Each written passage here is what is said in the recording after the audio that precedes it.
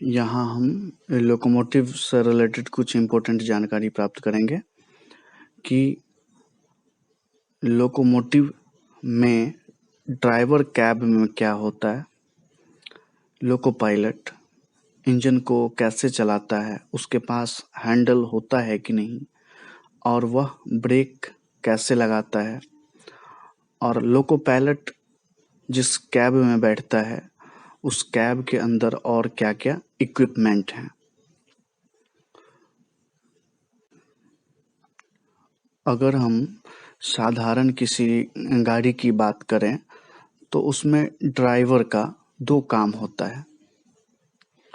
Steering या handle द्वारा गाड़ी के दिशा को बदलना, और दूसरा काम रहता है गाड़ी के गति को नियंत्रित करना। कहीं गाड़ी रोकनी है या स्लो करनी है तो उस पे कंट्रोल करना। ये नॉर्मल गाड़ी में होता है जो हम देखते हैं, बाइक या स्कूटर या कार वगैरह में ऐसा होता है। लेकिन हैवी पावर और ज़्यादा स्पीड वाले इंजन को चलाने के लिए ड्राइवर या पायलट को कोई और डायरेक्ट करते रहता है। जैसे अगर ट्रेन की बात करें तो स्टेशन मास्टर उसे डायरेक्शन बताते रहता है कि किस रूट पे ले जाना है, किस ट्रैक पे ले जाना है। अगर हवाई जहाज की बात करें तो एयर ट्रैफिक कंट्रोलर डिसाइड करता है कि किस रूट से ले जाना है। ड्राइवर का काम बस लोगों के स्पीड को करना होता है कि अगर कुछ इमरजेंसी रहे तो उसके अकॉर्डिंग ब्रेक लगाएं, या अगर कहीं स्लो स्पीड में ले जाना है तो ऐसा ब्रेक अप्लाई करेंगे कि इंजन की स्पीड और ट्रेन की स्पीड स्लो हो जाए। तो फिर आप सोच रहे होंगे कि ट्रेन एक पटरी से दूसरे पटरी पर कैसे चली जाती है। तो कौन ट्रेन को एक पटरी से दूसरे पटरी पे ले जाता है, एक ट्रैक से दूसरे ट्रैक पे ले जाता है? यह काम स्टेशन मास्टर के कंट्रोल में होता है। जहाँ पे ट्रेन का ट्रैक चेंज करना होता है उसको क्रॉसिंग बोलते हैं। वहाँ एक पॉइंट होता है, उसको जहाँ पे क्रॉस करना रहता है ट्रैक को उसको पॉइंट कहते हैं। और पॉइंट के पास एक मैकेनिकल असेंबली होती है जिसके थ्रू वो, जहाँ पे एक पॉइंट मैन नियुक्त होता है और वो पॉइंटर को मैकेनिकली पुश पुल करके ट्रैक चेंज करने का काम करता है। और उसको डायरेक्ट कौन करता है? उसको ऑर्डर देता है स्टेशन मास्टर। तो पाथ चेंज करने का, ट्रैक चेंज करने का काम किसका हुआ? स्टेशन मास्टर का। तो इसीलिए ड्राइवर के कैब में कोई स्टीयरिंग नहीं लगी होती है और उसे स्टीयरिंग की जरूरत होती भी नहीं है। तो ड्राइवर के आगे एक डेस्क बनी रहती है जिसको ड्राइवर डेस्क बोलते हैं। ड्राइवर डेस्क पर एक मास्टर कंट्रोलर होता है, मास्टर कंट्रोलर जैसा इस फिगर में दिखाया गया है। और इस मास्टर कंट्रोलर में ड्राइव डायरेक्शन सेलेक्टर स्विच लगा होता है। ड्राइव डायरेक्शन सेलेक्टर स्विच, इसके 3 पोजीशन होते हैं, रिवर्स, न्यूट्रल और फॉरवर्ड। इसे मैन्युअली ऑपरेट किया जाता है। मैन्युअली का मतलब होता है हाथ से ऑपरेट किया जाता है। तो ये रिवर्स, न्यूट्रल और फॉरवर्ड का क्या मतलब है? अगर लोगों को मुझे आगे ले जाना है, इंजन को आगे की तरफ चलाना है तो हम ड्राइव डायरेक्शन सेलेक्टर स्विच को हम फॉरवर्ड मोड में रखेंगे, F पर रखेंगे तो आगे चलेगी। अगर हम उसको रिवर्स में डाल दिए, लोगों को अगर पीछे ले जाना है तो ड्राइव डायरेक्शन सेलेक्टर स्विच को R पर रखेंगे। यही मास्टर कंट्रोलर पे एक थ्रॉटल स्विच होता है, इसको ब्रेक या ड्राइव हैंडल भी कहते हैं। इसके भी 3 पोजीशन होते हैं, बीई मोड, न्यूट्रल और ट्रैक्शन मोड। इस हैंडल को भी हम मैनुअली ऑपरेट करते हैं। ये बीई, न्यूट्रल और टीई क्या होता है? बीई मतलब होता है ब्रेकिंग एफर्ट, टी मतलब होता है ट्रैक्शन एफर्ट। तो शुरू में ये थ्रॉटल न्यूट्रल पोजीशन पे रहेगा, बीच में रहेगा। अगर मुझे लोको चलाना होगा, आगे बढ़ाना होगा, तो हम टीई को ऊपर ले जाएंगे। टी को आगे की तरफ ले जाएंगे तो ट्रैक्टिव एफर्ट बढ़ेगा और लोको का स्पीड बढ़ेगा। ये स्पीड कैसे बढ़ता है? तो जितना हम घुमाते हैं उसके अकॉर्डिंग एंगल सेंस होके वेरिएबल वोल्टेज और वेरिएबल फ्रीक्वेंसी का सिग्नल जाता है ट्रैक्शन मोटर को और उसी के अकॉर्डिंग स्पीड बढ़ता है।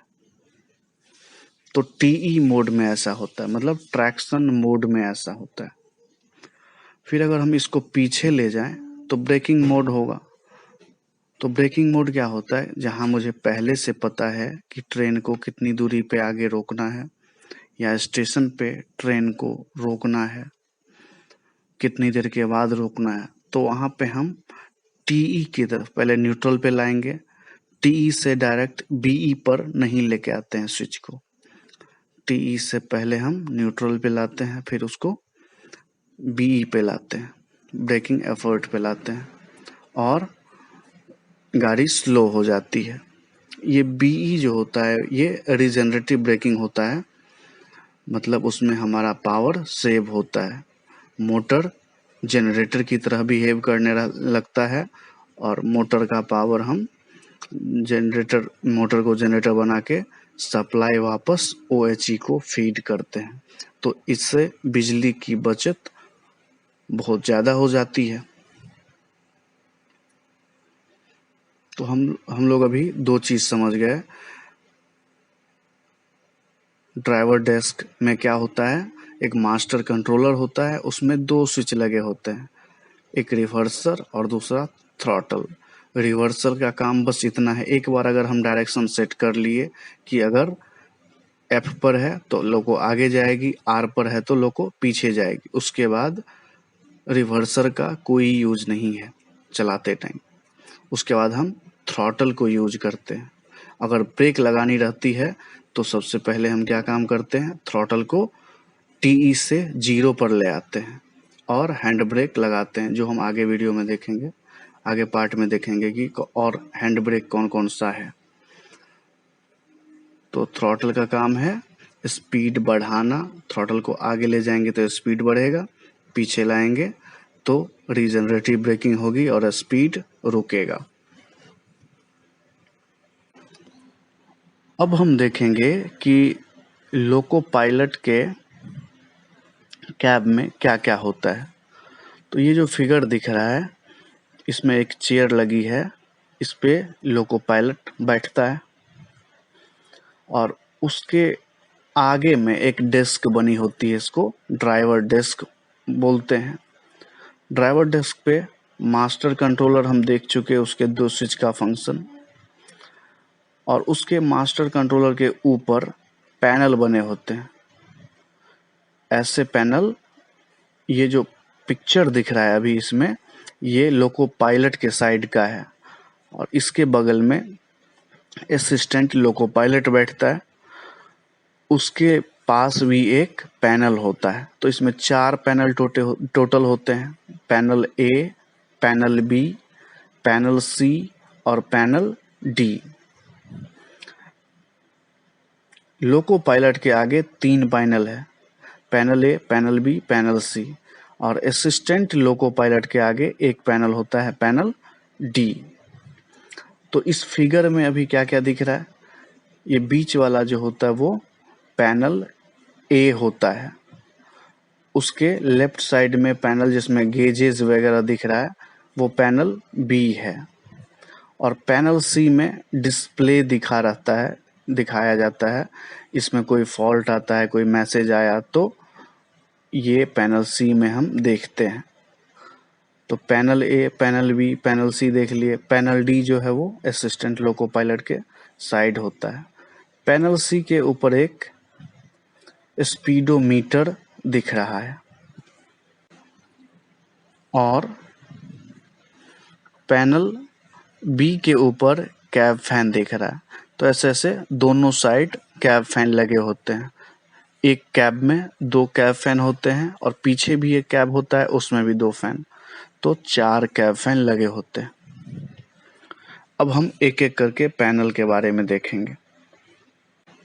सबसे पहले हम मेमोटेल की बात करेंगे, जो ऊपर पैनल सी के ऊपर था, स्पीड रिकॉर्डर। इसको बोलते हैं मेमोटेल। इसका फुल फॉर्म होता है स्पीड रिकॉर्डर एंड इंडिकेटर। ये स्पीड को रिकॉर्ड भी करता है और इंडिकेट भी करता है। रिकॉर्ड मतलब ये उसके मेमोरी में परमानेंट सेव हो जाती है, जिसको हम पेन ड्राइव के थ्रू निकाल लेते हैं कि किस टाइम इंटरवल पे, किस टाइम पे कितना स्पीड था, सारा डेटा उसमें दिया रहता है। और इंडिकेटर क्यों बोलते हैं? क्योंकि लोगों की स्पीड वो एनालॉजिकली दिखाता है कि लोगों का अभी करंट स्पीड क्या है।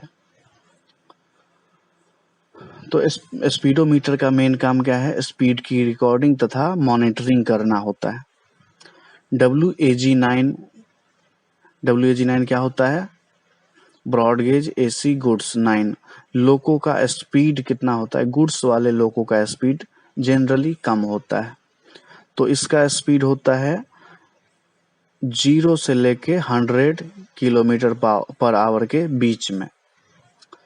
WAP5 broad gauge AC passenger 5 जो लोको है, इसकी स्पीड ज़्यादा होगी। पैसेंजर वाली ट्रेन है तो इसकी स्पीड ज़्यादा होगी। तो इसकी स्पीड है 160 किलोमीटर पर आवर तक। तो ये हो गया इसका मैक्सिमम परमिटेड स्पीड सेटिंग। मतलब इतना मैक्सिमम स्पीड परमिटेड है इसमें। अगर परमिटेड स्पीड से ज़्यादा स्पीड हो गया लोगों का, जैसे अगर 100% मतलब 160 पैसेंजर की बात करें तो उसका मैक्सिमम स्पीड 160 हो सकता है। अगर 105% स्पीड हो जाती है तो 745 हर्ट्ज का टोन बजर से लगातार आते रहता है। लगातार टोन आते रहता है बजर से। अगर स्पीड 110% हो जाती है, 110% हो जाती है, तो इमरजेंसी ब्रेक इनिशिएट हो जाता है। इमरजेंसी ब्रेक लगने से गाड़ी तुरंत खड़ी हो जाती है, बहुत जल्दी ही खड़ी हो जाती है। और स्क्रीन पे एक मैसेज आता है। पैनल सी में स्क्रीन होता है, उस पे मैसेज आता है, फॉल्ट मैसेज प्रायोरिटी 2 का। कैसा मैसेज आता है? उस पे लिखा रहता है मैक्सिमम स्पीड एक्सीडेड, मतलब मैक्सिमम स्पीड की जो आपकी सेटिंग है वो उससे बढ़ गया है। ये फॉल्ट मैसेज प्रायोरिटी 2 का होता है। प्रायोरिटी 1 और प्रायोरिटी 2 क्या होगा हम आगे देखेंगे। अब हम लोग देखते हैं कि पैनल ए में क्या क्या होता है। तो पैनल ए में 4 एनालॉग मीटर दिख रहा है। पहला है UBA, U, बॉगी 1, बॉगी 2। तो UBA क्या है? UBA होता है volt meter for battery voltage. UBA क्या दिखाता है? बैटरी के वोल्टेज को दिखाता है। जब लोको खड़ी है उस टाइम उसका पेंटाग्राफ OHE से टच तो नहीं रहता है, नीचे गिरा रहता है। तो पेंटोग्राफ अगर ऊपर जाएगा तभी तो सप्लाई आएगी। ये पेंटाग्राफ ऊपर कैसे जाएगा? पेंटाग्राफ को तो हाथ से उठाते नहीं है। तो कुछ ऐसा व्यवस्था करना होगा कि पेंटाग्राफ उठे। तो इसके लिए हम क्या करते हैं, एक ऑक्सिलरी कंप्रेसर होता है। तो डीसी से वो चालू होता है, डीसी शंट मोटर यूज होता है उसमें। तो उस हम ऑक्सिलरी कंप्रेसर को, जिसको बेबी कंप्रेसर भी बोलते हैं, उससे हम क्या करते हैं, पेंटाग्राफ, उससे हम उसको हम चलाते हैं बैटरी से। और जब कंप्रेसर चलता है तो प्रेशर क्रिएट होता है, और जब प्रेशर बनता है तो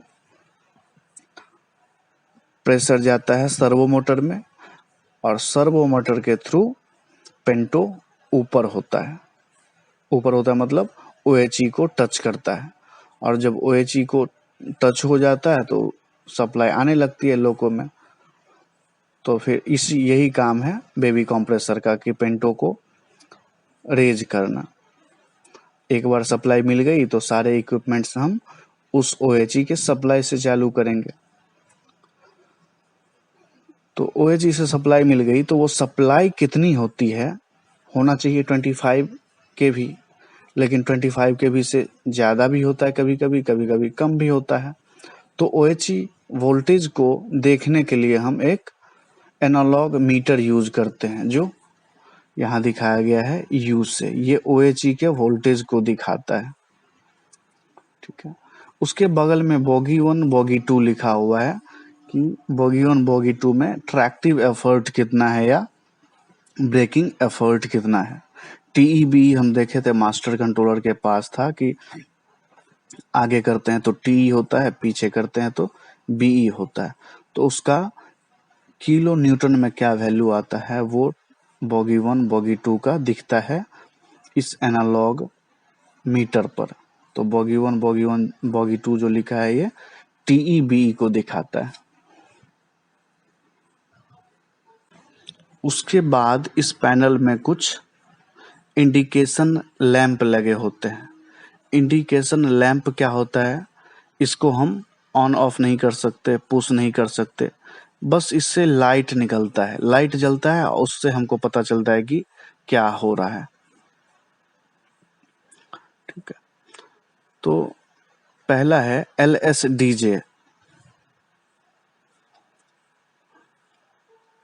LSDJ क्या होगा, LSDJ का फुल फॉर्म होता है indication lamp red for main circuit breaker.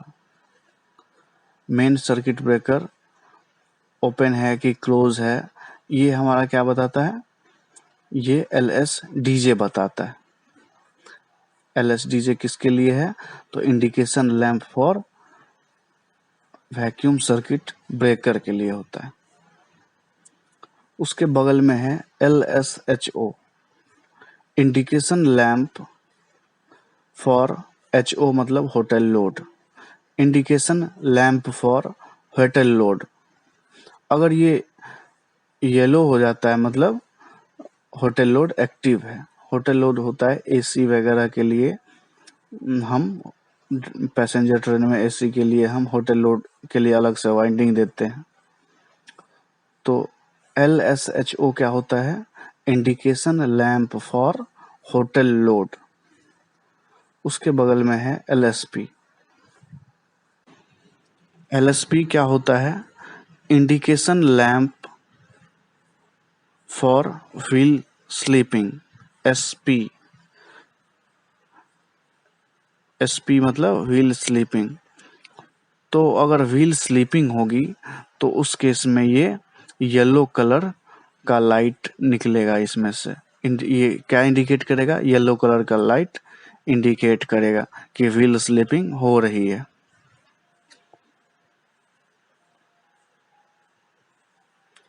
उसके बगल में है LSAF। LSAF क्या हुआ, LS जहाँ पे है वो इंडिकेशन लैंप होगा, AF मतलब एयर फ्लो। अगर ट्रेन में कहीं एयर फ्लो हो रहा है तो ये LSAF जलेगा। और किस कलर का जलेगा, रेड कलर का जलता है, indication lamp for train parting. Train parting के टाइम भी ये जलता है, एयर फ्लो दिखाएगा या ट्रेन पार्टिंग दिखाएगा। ट्रेन पार्टिंग क्या होता है, तो ट्रेन को इंजन से जोड़ने के लिए कपलर यूज होता है, CBC उसको बोलते हैं, सेंट्रल बफर कपलर। वो ट्रेन को इंजन से जोड़ता है। तो ट्रेन को इंजन से जोड़ने के लिए जो स्टाफ होते हैं वो सीरियसली अच्छे से ज्वाइंट करते हैं, इंस्पेक्शन के टाइम में ध्यान से करता है। तो बहुत कम ही चांसेस है कि लोको और ट्रेन का जो कपलिंग है वो छूट जाएगा। लेकिन कोच के बीच का जो कपलिंग होता है उस पे लोग ज़्यादा ध्यान नहीं देते। तो चलते चलते क्या हो जाती है, चलते चलते वाइब्रेशन तो आते ही रहता है लोको में। तो चलते चलते कुछ बोगी छूट गई पीछे। ट्रेन एक से अधिक पार्ट में बट जाता है। इसको क्या बोलते हैं? Train parting. तो उम्मीद है कि ट्रेन पार्टिंग सबको समझ में आया होगा। ट्रेन पार्टिंग क्या होता है? ट्रेन जब एक से अधिक भागों में बट जाता है तो उसको ट्रेन पार्टिंग बोलते हैं। इसकी वजह से जान माल का बहुत नुकसान हो सकता है। पैसेंजर वाली ट्रेन हो, बीच की बोगी आधे छूट गई तो कितनी स्पीड से वहाँ कितना जर्क लगेगा, कहीं पलट तो नहीं जाएगी, बहुत सारी चीज़ें हो सकती है। और बहुत बहुत सारा केसेस ऐसा आता है ट्रेन पार्टिंग का, ये नहीं होना चाहिए। तो ट्रेन पार्टिंग अगर होती है तो LSAF ग्लो करती है रेड कलर की, ठीक है।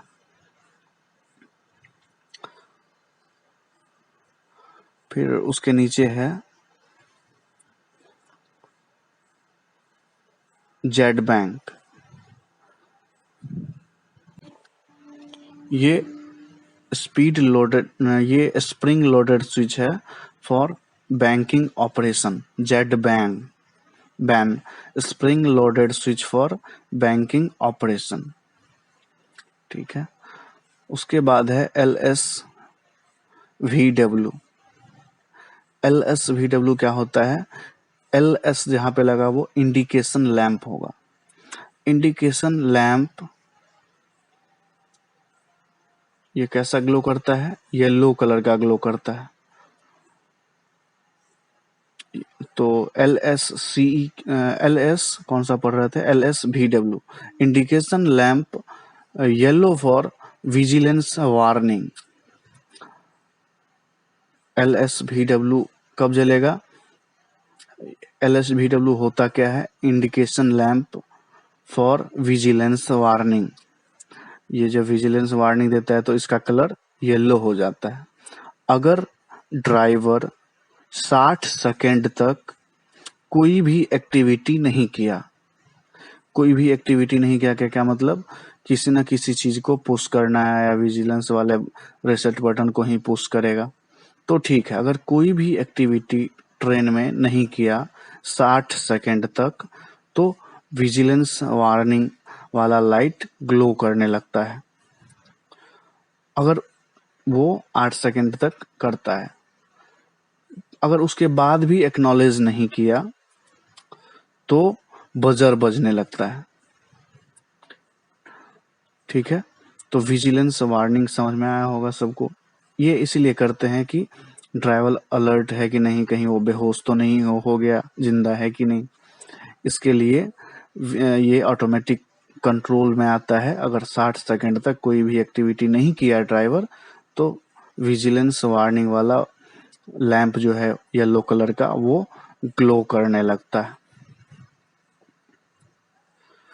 उसके बाद है LSCE इंडिकेशन लैंप। CE मतलब होता है कंट्रोल इलेक्ट्रॉनिक्स। सारा जो लोको है वो कंट्रोल इलेक्ट्रॉनिक्स ही है, जाके तो हम नहीं कंट्रोल करते हैं किसी को। तो अगर कंट्रोल इलेक्ट्रॉनिक्स का टेम्परेचर 70 डिग्री सेंटीग्रेड से ज़्यादा हो जाती है तो कंट्रोल इलेक्ट्रॉनिक्स काम करना बंद कर देता है। तो अगर कंट्रोल इलेक्ट्रॉनिक्स का टेम्परेचर ज़्यादा हो रहा है तो LSC indication lamp over temperature CEL glow करने लगता है। इसका कलर होता है अंबर, ठीक है। तो LSCE क्या है? Indication lamp amber over current over temperature CEL control electronics. LSCE indication lamp for control electronics. अगर टेम्परेचर ज़्यादा होगा तो ये ग्लो करने लगता है अंबर कलर का। उसके बाद कुछ स्प्रिंग लोडेड स्विच हैं। कौन कौन सा है? जेडपीटी। जेडपीटी क्या होता है? Spring loaded switch for pantograph. ये ऐसा स्विच है जिससे हम पेंटो को ऊपर या नीचे करते हैं। अगर स्प्रिंग लोडेड स्विच पहले न्यूट्रल पोजीशन पे रहता है, अगर हम उसको नीचे करते हैं तो पेंटोग्राफ ऊपर चला जाता है। और अगर हम फिर वो ऑटोमेटिकली स्प्रिंग लोडेड स्विच है, इसलिए अगर हम नीचे करते हैं तो फिर थोड़ी देर के बाद वो फिर ऊपर आ जाता है, बीच में आ जाता है। अगर हम उसको ऊपर करते हैं तो पेंटाग्राफ डाउन हो जाएगा। तो जेडपीटी क्या होता है? Spring loaded switch for pantograph. उसके बगल में है बीएलडीजे। बीएलडीजे क्या है? Spring loaded switch for main circuit breaker. Circuit breaker को ओपन या क्लोज करना है, उसके लिए हम कौन सा स्विच यूज करते हैं? BLDJ, spring loaded switch for main circuit breaker. अगर सर्किट ब्रेकर क्लोज है तो सप्लाई पेंटाग्राफ से होते हुए वीसीबी से होते हुए ट्रांसफार्मर में आती है। उसके बाद है बीएलसीपी। सीपी क्या होता है? सीपी मतलब होता है कंप्रेसर। बीएलसीपी क्या होता है? Spring loaded switch for main compressor, auto mode के लिए। तो बीएलसीपी क्या हुआ? Spring loaded switch for main compressor. Main compressor को चालू या बंद करने के लिए क्या करते हैं? बीएलसीपी बटन यूज करते हैं। उसके बाद है BLHO, spring loaded switch for hotel load. अगर होटल लोड को सप्लाई देना रहता है तो BLHO spring loaded switch use करते हैं। तो बीएलएचओ का फुल फॉर्म क्या होगा? Spring loaded switch for hotel load. ये होटल लोड जो है वो एसी वगैरह के लिए यूज करते हैं। तो WAG9 तो गुड्स वाली लोको है तो उसमें एक्टिव नहीं रहता है। तो BLHO जो है वो WAG9 लोको में एक्टिव नहीं है। उसके आगे है ZTEL। ये है switch for maximum traction limitation. Maximum traction limitation के लिए हम ZTEL यूज करते हैं।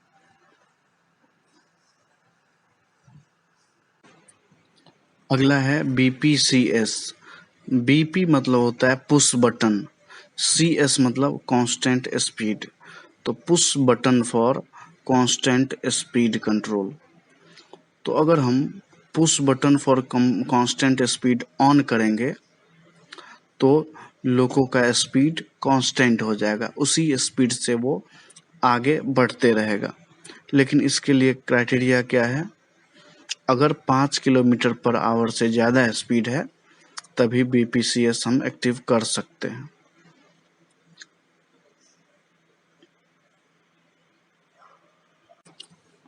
अगला है BPPB, push button for parking brake. तो पार्किंग ब्रेक का क्या काम रहता है?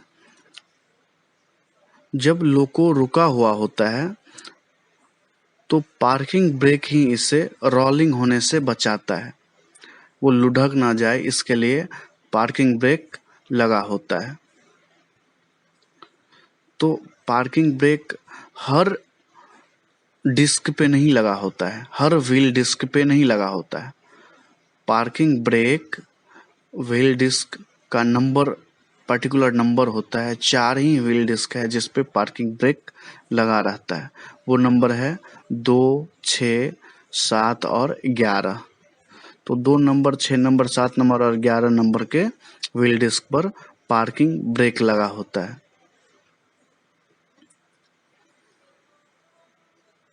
अगर पार्किंग ब्रेक लगा होगा तो वो जलेगा, पार्किंग BPPB जो है वो जलेगा। अगर पार्किंग ब्रेक रिलीज है तो BPPB नहीं जलेगा। अगर पार्किंग ब्रेक लग गया, एक्टिवेट हो गया, तो लोको मूव नहीं होगा, किसी भी हालत में लोको मूव नहीं होगा अगर पार्किंग ब्रेक एक्टिवेटेड है। अगर लोको का स्पीड 5 किलोमीटर पर आवर से ज़्यादा है तो उस केस में पार्किंग ब्रेक अप्लाई नहीं होगा। पार्किंग ब्रेक कब अप्लाई होता है? जब उसका स्पीड 5 से कम हो तब अप्लाई कर सकते हैं, लेकिन जनरली कब यूज करते हैं? जब वो पूरी तरह से स्टैंड स्टिल है, क्योंकि उसके डिस्क को रोक देता है। अगर उससे ज़्यादा स्पीड में अगर चले तो उससे आग फेंकने लगेगा। किससे? डिस्क से, क्योंकि वो पूरा चिपका रहता है व्हील डिस्क के साथ ब्रेक ब्लॉक, तो उससे आग निकलने लगेगा। इसीलिए जब स्पीड 5 किलोमीटर पर आवर से ज़्यादा हो तो पार्किंग ब्रेक एक्टिवेट नहीं हो सकती है।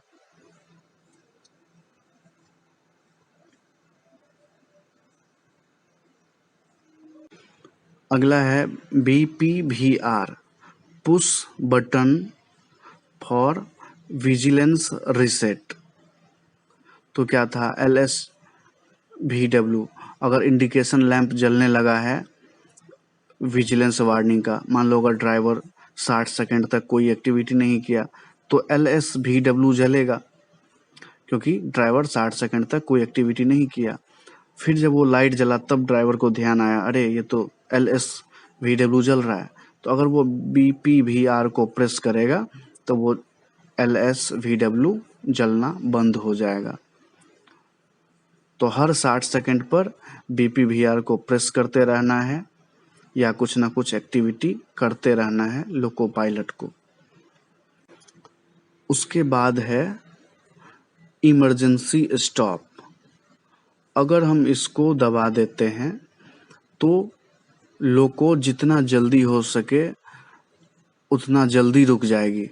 ब्रेक सिलेंडर का प्रेशर, ब्रेक पाइप का प्रेशर 0 हो जाएगा और लोको बहुत ही जल्द स्टैंड स्टिल में आ जाती है।